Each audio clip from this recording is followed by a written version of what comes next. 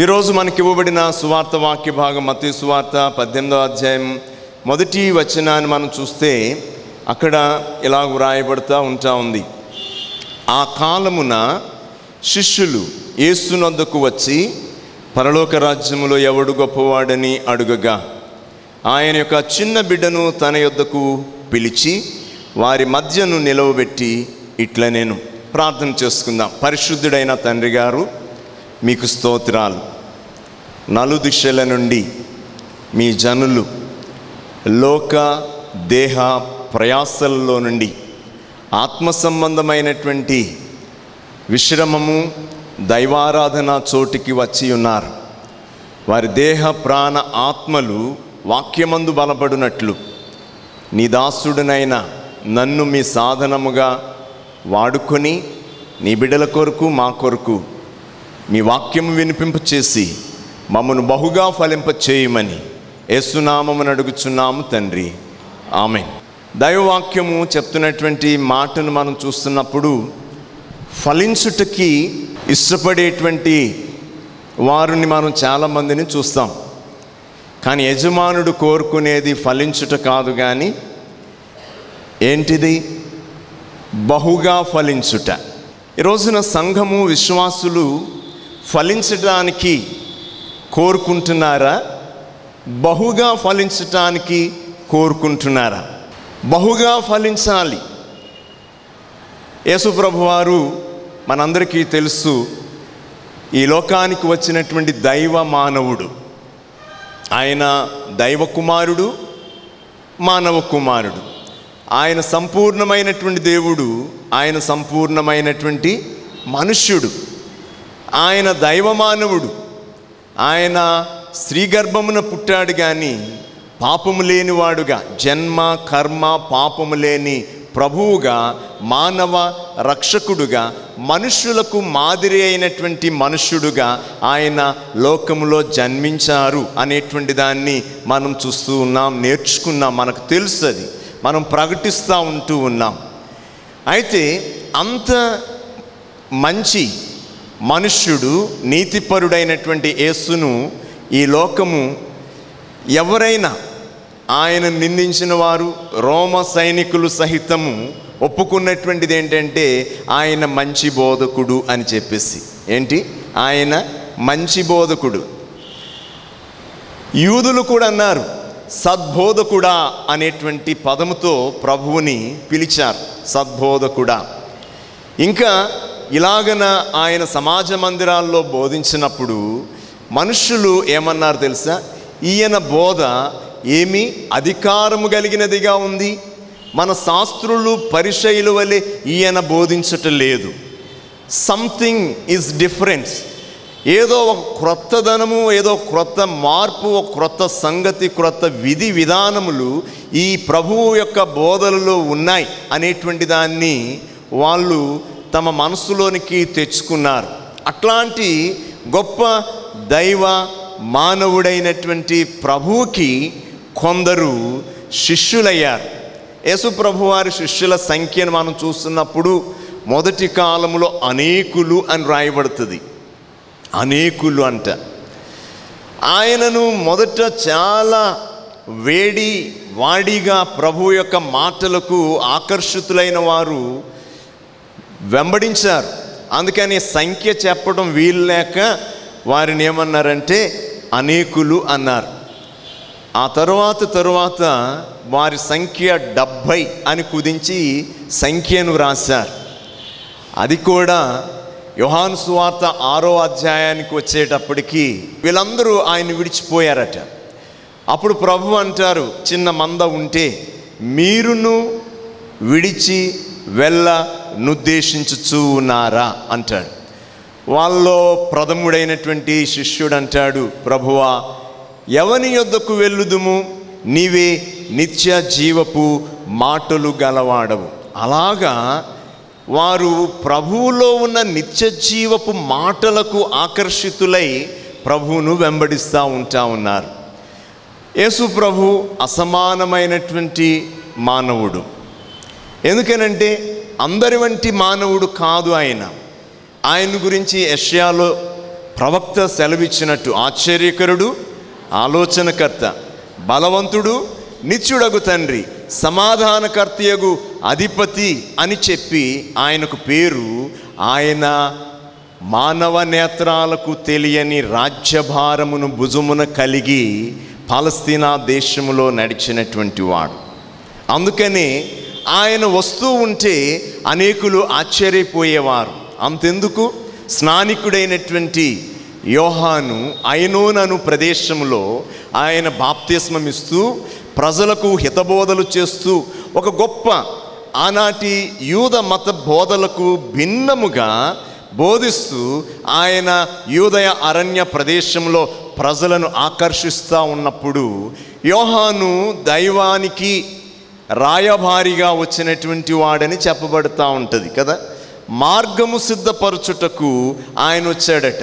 ఆ మార్గము సిద్ధపరిచేటువంటి యోహాను నడిచి వచ్చుచున్న యేసును చూచి ఏమన్నాడు అనంటే, లోక పాపములు మోసుకొని పోవు దేవుని గొర్రెపిల్ల. యెషయా ఒక ఖండితమైన చక్కటి హెచ్చరికను చెప్పాడు. అక్కడ ఒక మంచి ప్రవచనం ఇచ్చాడు. ఏమన్నాడంటే, ఆయన భుజం మీద రాజ్యభారం ఉండును. ఎవరికి ఈ భారం కనబడలేదు.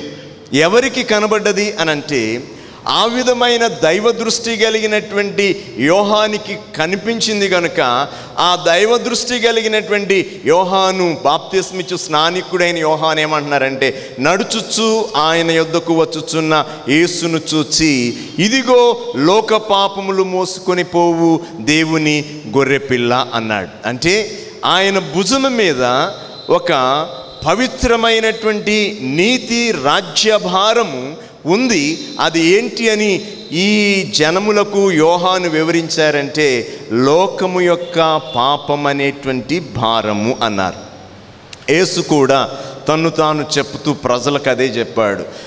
ప్రయాసపడి భారము మోయిచున్న సమస్తమైన వారులారా నా యొద్దకు రండి, నేను మీకు విశ్రాంతిని కలుగు చేస్తాను. ఈ విధమైనటువంటి బోధన ప్రపంచములో నడుచుచూ ఉన్నటువంటి యేసు గలిలయ సముద్ర తీరానికి వచ్చినప్పుడు ఆ జాలరులైనటువంటి శిష్యులు ఈయనలో ఏదో ఒక ప్రత్యేకత ఉంది అని చెప్పి ప్రభువును చూచి ప్రభు యొక్క సమాచారమును విని తెలుసుకొని ఆయనతో మాట్లాడి తమ వలలను విడిచి మనుషులను పట్టు జాలరులుగా చేస్తాను రండి అనంటే వారు వెళ్ళారు. సుంకరులు వచ్చారు. పండితులైనటువంటి నతనయేలు వంటి యూదా మత ప్రవీణులు కూడా ఆయన దగ్గరికి శిష్యులుగా వచ్చారు. వచ్చిన వారు వచ్చారు, పోయిన వారు పోయారు. మిగిలినటువంటి వారికి ప్రభువుతో పరిచర్య ధర్మాలలో వారు కొనసాగుతూ ఉన్నారు. They had heard much and preached much for the Kingdom of haven. వారు ప్రభువుతో ఉంటూ, ప్రభువుతో నడుస్తూ, ప్రభువు దగ్గర నేర్చుకుంటూ, బోధిస్తూ, ప్రార్థిస్తూ వారు పరలోక రాజ్యము అనేటువంటి దాని గురించి వారు వింటూ, నేర్చుకుంటూ, బోధిస్తూ ఉన్నటువంటి ఒక శ్రేష్టమైనటువంటి గుంపు వారు. అందుకే వారిని ఏమన్నారు అనంటే అపోస్తులులు అన్నారు. విశ్వాసులకు తండ్రులు వారు. విశ్వాస సంఘానికి తండ్రి వంటి వారు. అపోస్తులులు అనేటువంటి పదానికి తండ్రి సమానుడు అనేటువంటి ఒక భావము ఉంటా ఉంది. కనుక వారెవరు అనంటే క్రీస్తు కట్టబోతున్నటువంటి సంఘానికి ఎవరు వారు? తండ్రులు. పాత నిబంధన సంఘానికి అబ్రహాము తండ్రి. ఆయన ఏమన్నాము అనంటే విశ్వాసుల తండ్రి అనేటువంటి పేరు ఆయనకు కలిగింది. ఇంత గొప్ప పేరును కలిగినటువంటి వీరు ఈ రోజున ఏమంటున్నారు అనంటే, శిష్యులు యేసునొద్దకు వచ్చి పరలోక రాజ్యములో ఏమంటున్నారు వారు?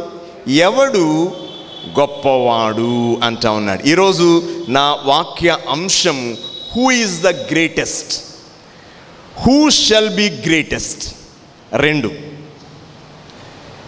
ఈ రెండిటి తారతమ్యమే క్రీస్తు బోధలలో ఉన్నటువంటి శ్రేష్టత అనేటువంటిది నేను మీకు జ్ఞాపకం చేస్తుంటున్నాను.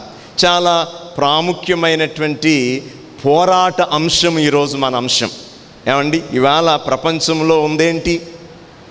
ఈ మాటే కదా, ఎవరు గొప్ప వాడు. ఇవాళ ప్రతి హృదయంలో లేక ప్రతి హృదయాన్ని శోధించేటువంటి ఒక ప్రశ్న, ఎవడు గొప్పవాడు? నువ్వు గొప్ప, నేను గొప్ప, భార్య గొప్ప, భర్త గొప్ప. ఎక్కడో ఎందుకు, ఇంట్లో కూడా డామినేషనే కదండి. ఎలాగ భార్యను కిందకు తొక్కేయాలని భర్త, ఎలాగ భర్తను తొక్కేసి బీరువతాల లాగేయాలని చెప్పేసి భార్య, పోరాటం. మరలా జ్ఞాపకం చేస్తున్నాను, ఈరోజు ప్రశ్న, ప్రపంచానికి ఉన్నటువంటి ఒక విపత్కరమైనటువంటి స్థితిని ఈ ప్రపంచ చరిత్రలో పుట్టిస్తున్నటువంటి విధ్వంసక శక్తి ఏదైనా ఉంది అని అంటే అదే ఎవరు గొప్పవాడు, ఎవరు గొప్పవాడు. ఇది నేను ఈ మూడు భాగాలకి 3 ప్రత్యేకమైన మాటలు జ్ఞాపకం చేసుకున్నాను. ఇందులో పాత నిబంధన వాక్య భాగాన్ని మనం చూస్తున్నప్పుడు నమ్మదగిన దేవుని శక్తి యొక్క గొప్పతనము, నమ్మదగిన దేవుని శక్తి యొక్క గొప్పతనము అనేటువంటి దానిని నేను మీకు జ్ఞాపకం చేస్తున్నాను. రెండవది, పత్రిక వాక్య భాగాన్ని చూసినప్పుడు మనుషులు పరిశుద్ధాత్మయందు ముద్రించబడుచూ ఉన్నారు, అంటే భద్రపరచబడుచూ ఉన్నారు అని చెప్తా ఉన్నాడు. ఇది మన లేఖనానికి ఎలాగున్నా సహకారిగా ఉందో కూడా మనం చూడబోతా ఉన్నాం. మూడవది, సువార్త వాక్య భాగాన్ని చూస్తూ శిష్యుల ప్రశ్న, పరలోక రాజ్యములో ఎవడు గొప్పవాడు అనేటువంటి ప్రశ్న. ఈ మూడిటిని సమన్వయపరుస్తూ వాటి యొక్క శ్రేష్టతను మనం తెలుసుకోవాల్సినటువంటి వారముగా ఈరోజు మనము ఈ వాక్య ధ్యానం చేద్దాం. యేసు శిష్యులు సాధారణమైనటువంటి మనుషుల తత్వము వంటి దానితోనే ప్రభువుని ప్రశ్నిస్తున్నారు అనేటువంటిది నేను ఈ రోజున మీకు జ్ఞాపకం చేస్తున్నాను.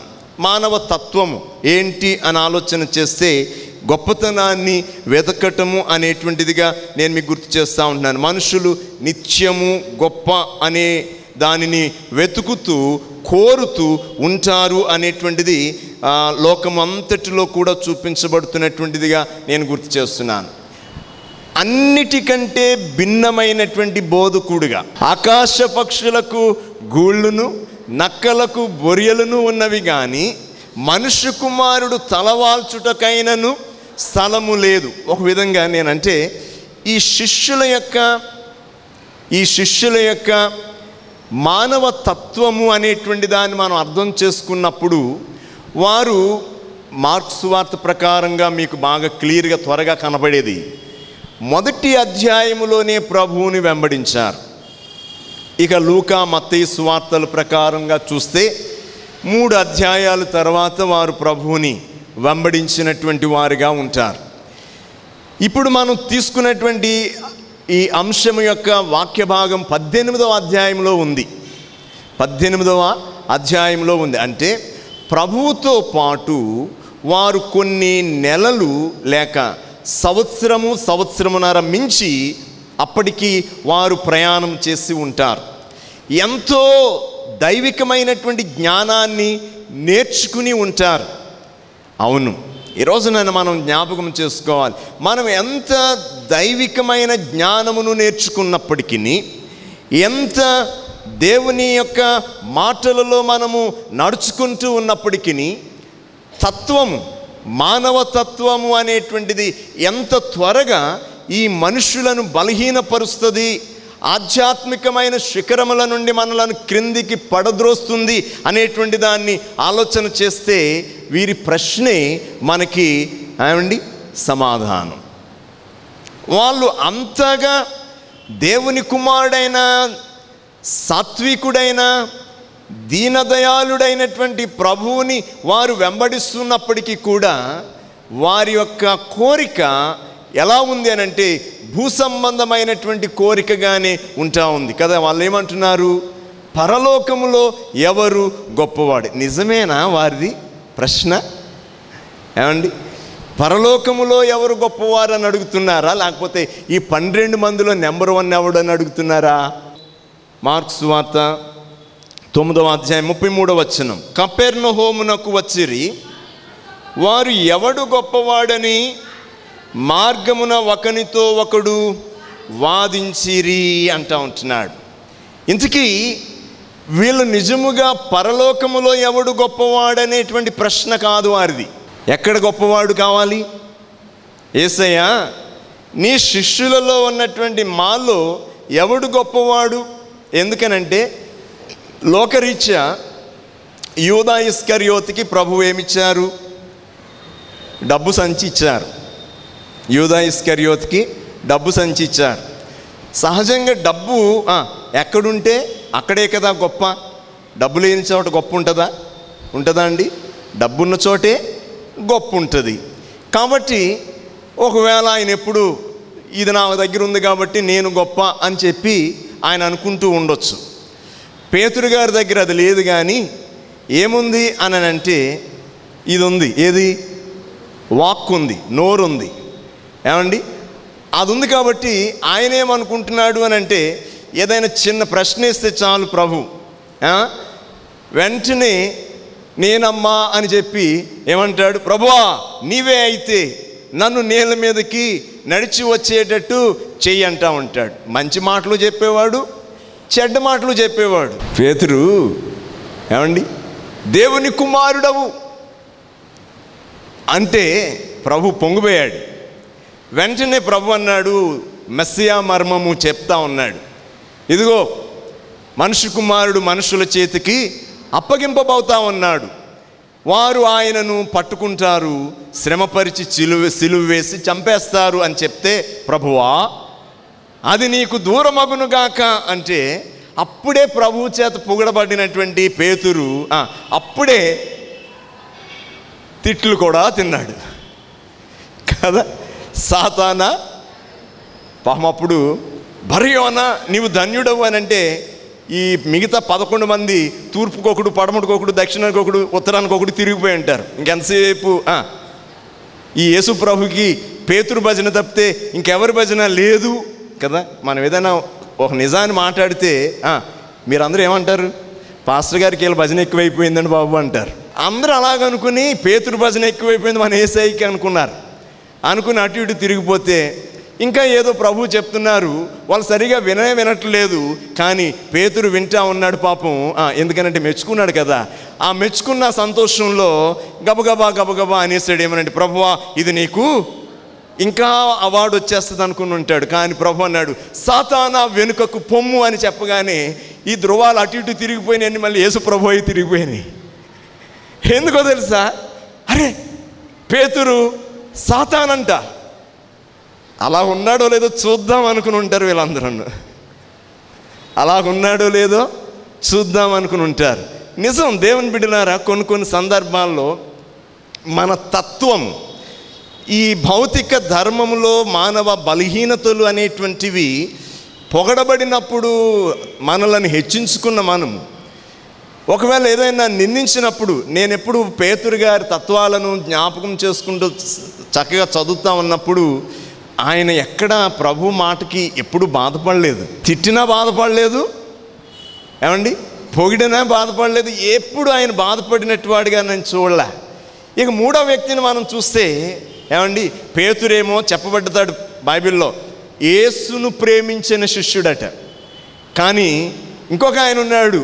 ఆయన ఎవరు అని అంటే చాలా కామ్ అంటే ఎక్కడ పెద్దగా పలు చోట్ల ఆయన గురించి ఇలా వ్రాయబడలేదు. కానీ ఒక్క మాట మాత్రం మనం చూస్తూ ఉంటాం. ఏంటనంటే యేసు ప్రేమించిన శిష్యుడట. ఆయన పేరు యోహాన్. మేబీ ఈ ముగ్గురు ఉన్నారు. కాకపోతే ఆంతరంగిక శిష్య బృందంలో ఇంకొక ఆయన వచ్చి చేరాడు ఆ ఇద్దరిలో. ఆయన పేరు యాకోబు కదా. మంచోళ్ళు శిష్యులు. కానీ వారిలో ఉన్నటువంటి కోరికలు రెండు చోట్ల మనం చూస్తూ ఉంటాం. ఒకటేమో తల్లి వచ్చి అడుగుతూ ఉంటుంది, కుడివైపున ఎడమ వైపున నీవు కూర్చున్న సింహాసనానికి ఇరువైపులా నా కుమారులను కూర్చుండబెట్టవా అని చెప్పి చిన్నమ్మగారు కాబట్టి ఆమె వచ్చి తన బిడ్డలను గురించి యోహాను యాకోబులను గురించి అడిగేస్తుంది. మిగిలిన వారందరూ కూడా అది విని కోపబడిరి అని రాయబడుతూ ఉంటుంది. ఎప్పుడు ఈ పోరాటం వారికి ఇండైరెక్ట్గా ఉంటూనే ఉంది. వాళ్ళ పేరేంటి? అపోస్తులు. వాళ్ళ పేరు అపోస్తులు. వారు యేసు శిష్యులు. వారు పరలోక రాజ్య పౌరులు, పరలోక రాజ్య సువార్తను ప్రకటిస్తున్నారు. కానీ వారి అంతరంగములో ఏముంది అనంటే ఎవరు గొప్ప? దేవుని ప్రియమైన బిడ్డలారా, ఈరోజు ఈ మాటల యొక్క భావాన్ని క్రైస్తవులముగా మనం తప్పకుండా వినాలి, గ్రహించాలి. దాని విషయంలో నా ప్రభు, మీ ప్రభు, మన ప్రభు ఏం చెప్తున్నారో దానిని ఖచ్చితంగా మనం నెరవేర్చాలి. అది మనం తప్పకుండా నెరవేర్చవలసిన వారముగా ఉన్నాము అనేటువంటి దాన్ని నేను మీకు జ్ఞాపకం చేస్తున్నాను. ఇక్కడ నేను ఒక చిన్న మాట జ్ఞాపకం చేసుకున్న, నిజానికి శిష్యులు ఒక గొప్ప దేవుని శిష్యత్వానికి వచ్చినా కానీ మానవ పాప బలహీనత అనేటువంటిది మాత్రము వారిని విడిచిపెట్టలేదు. నీవు నేను కూడా గొప్ప సాత్వికుడు, గొప్ప దీన మనసు కలిగినటువంటి వాడు, నోరు తెరవని వాడు, నోట కపటము లేనివాడు అయినటువంటి యేసు ప్రభు యొక్క అమూల్యమైన పుణ్య రక్తములో కడగబడినటువంటి విశ్వాసులమని ప్రభువుని వెంబడిస్తూ ఆయన సంఘములో ఉన్నప్పటికీ కూడా ఈ పాప బలహీనతలో నుండి మనము విడుదల పొందుట లేదు. కనుకనే కుటుంబంలో సమస్యలు, ఉద్యోగములో సమస్యలు, ఏమండి సంఘములో సమస్యలు, ప్రతి విధమైనటువంటి సమస్యకు ఆ కారణమైనటువంటిది ఈ దుష్టమైనటువంటి పలుకు అనేటువంటి దాన్ని నేను మీకు జ్ఞాపకం చేస్తున్నాను. సహజంగా ఈ ప్రశ్న ఎవరిలో ఉద్భవిస్తుంది అనేటువంటి దాన్ని నేను ఆలోచన చేసి, తన్ను గురించి తాను ఎరుగని వారే, ఏమండి తన్ను గురించి తాను ఎరుగని వారే ఎవరు గొప్ప అనేటువంటి ప్రశ్నను కలిగి ఉంటారు. నీవెవరవో నీకు తెలిస్తే నీలో ఎప్పుడు కూడా గొప్పవారు ఎవరు అనేటువంటిది రాదు. దేవుని బిడ్డలారా, ఎప్పుడు కూడా ఈ ప్రశ్నను, ఈ సెంటెన్స్ మీరు మర్చిపోవద్దని నేను మీకు జ్ఞాపకం చేస్తున్నాను. నిన్ను గురించి నీవు సరిగా ఎరిగి ఉంటే నీవు ఎవరికంటే తక్కువ అని ఎక్కువ అని ఆలోచన చెయ్యవు. ఎందుకనంటే నీకు తెలుసా, నిన్ను తక్కువ చేసేటువంటి శక్తి ఈ లోకములో ఎవ్వరికీ లేదు. హల్లెలూయా. ఎందుకో తెలుసా, దేవుడు నిన్ను గొప్పగా చేశారు. అలాగే నీవు ఎవరిని తక్కువ చేసే శక్తి కూడా నీకు లేనే లేదు. ఇది ఖచ్చితంగా మనం తెలుసుకోవాలని నేను మీకు జ్ఞాపకం చేస్తున్నాను. ఒక మాట ఇక్కడ చెప్పాలని నేను ఆశపడుతూ ఉన్నాను. ఎందుకనంటే మనిషి ఎప్పుడు కూడా ఈరోజు పాత నిబంధన వాక్య భాగాన్ని బట్టి మనం చూస్తున్నప్పుడు దేవుని యొక్క శక్తిని తెలుసుకోవటంలోనే మనుషుని యొక్క గొప్పతనము దాగి ఉంది అంటాను. ఎందుకనంటే మీరు చూడండి, దేవుడు మానవులను ఎలాగ చేశాడు అనేది మొదట మనం తెలుసుకోవాలి. నేను, మీరు, మనము దేవునిలోనికి నడిపించబడినటువంటి మనము ఎప్పుడు కూడా ఈ గొప్ప మీద మనసు పెట్టవద్దు అని చెప్పి నేను మీకు తెలియచేస్తూ ఉంటున్నాను. క్రైస్తవులం అండి, మనం నేర్పుదాం, దేవుని బోధలో నడుచుకుందాం. మనం నడవకపోతే ఇతరులు నడవలేరు. మనం నడవాలి, నడిపించాలి. అందుకనే ఈ శిష్యుల్ని ప్రభు అంత చక్కగా మొబిలైజ్ చేస్తూ ఉన్నారు అనేటువంటి దాన్ని నేను మీకు జ్ఞాపకం చేస్తున్నాను. అవును, ఇప్పుడు నేను చెప్తున్నాను, మన స్థితిని మనం తెలుసుకుంటే మనం ఎప్పుడు కూడా ఎవరికంటే తక్కువ వారము కాము. ఎందుకో తెలుసా, మనం ఒక్కరికే తక్కువ వారం. కీర్తన 8:5 మనం చూస్తున్నప్పుడు, నీవు దేవుని కంటే వానిని కొంచెము తక్కువ వానిగా చేసి ఉన్నావు, మహిమా ప్రభావములతో వానికి కిరీటము ధరింపచేసి ఉన్నావు, నీ చేతి పనులన్నిటి మీద వానికి అధికారం ఇచ్చి ఉన్నావు. హల్లెలూయా. ఒక్కసారి మీరెవరు అనంటే మేము దేవుని కంటేనే తక్కువ వారం, అంతేగాని మనుషుల కంటే ఎవరికంటే తక్కువ వారిని అనుకోండి, తప్పలేదు. మనం ఎవరు అనంటే ఖచ్చితం మనము దేవుని కంటేనే తక్కువ వారు. ఎందుకంటే మధ్యలో ఇంకొకడు ఉన్నాడండి. అందుకనే మనకి భేదం, అందుకనే మనకి బాధ. నరుని విత్తనము దైవత్వము నుండి వచ్చినటువంటిది కదా. నరుని విత్తనము ఎక్కడి నుంచి వచ్చింది? దైవత్వం. ఎందుకనంటే ఈ శరీరం మంటిది అని చెప్పబడిన ఈ జీవము మాత్రము కదా. ఇప్పుడు ఒక గింజ ఉంటుంది, సపోజ్ ఆ గింజలో జీవం లేదనుకోండి, గింజ ఏమైనా ఉపయోగమా? ఉపయోగం కాదు. గింజలో జీవం ఉండాలి. ఆ జీవమే గింజకు విలువనిచ్చేటువంటిది. ఇది సామాన్యమైనటువంటి మట్టే, కానీ ఈ మట్టికి శక్తినిచ్చినటువంటిది, జీవమిచ్చినటువంటిది దేవుని శ్వాస.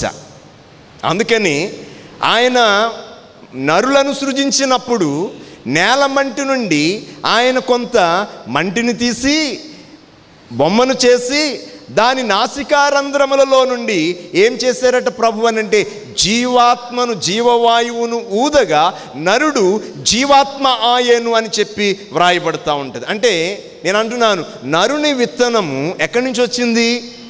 ఏమండి, మన్నైనటువంటి ఈ దేహానికి సర్వోన్నతుడు, సర్వశక్తిమంతుడు అనేటువంటి జీవాధిపతి అయినటువంటి దేవుడు జీవాన్ని ఊదగా ఇది జీవించేటువంటి గింజగా, ప్రాణాత్మను కలిగినటువంటి దేహముగా ఈ నరుని విత్తనము అనేటువంటిది పుట్టింది అనేటువంటిది నేను జ్ఞాపకం చేస్తున్నాను. అనగా మానవులందరూ ఒకని నుండి వచ్చిన వారే.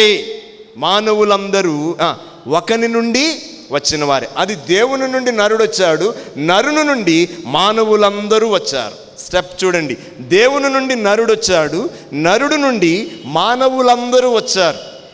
కాబట్టి మానవులందరూ కూడా, అంటే మానవుడు, దేవుని యొక్క అంటే కొంచెం ఒక స్టెప్ క్రింద నరుడు, నరుని తర్వాత పాప ఫలముతో పుట్టినటువంటి వారు, నరులలో నుండి పుట్టినటువంటి వారు ఎవరై ఉన్నారు అని అంటే మనుష్యులై ఉంటా ఉన్నారు. దేహము విత్తనం ఒకటే.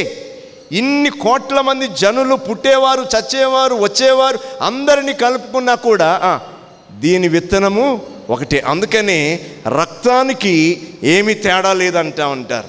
రక్తానికి రంగులు లేవంటారు, ప్రాణానికి రంగులు లేవనేటువంటి దాన్ని మనం ఆలోచన చేస్తూ ఉన్నప్పుడు మరైతే ఇన్ని భాగాలు, ఇన్ని బాధలు, ఇన్ని వ్యత్యాసాలు, ఇన్ని పరిస్థితులు ఎందుకు వచ్చాయి అని అంటే నేను చెప్తాను, దానంతటికీ ఆది నుండి ఉన్నది ఒక్కటే ఒకటి, అదే ఎవడు గొప్పవాడు.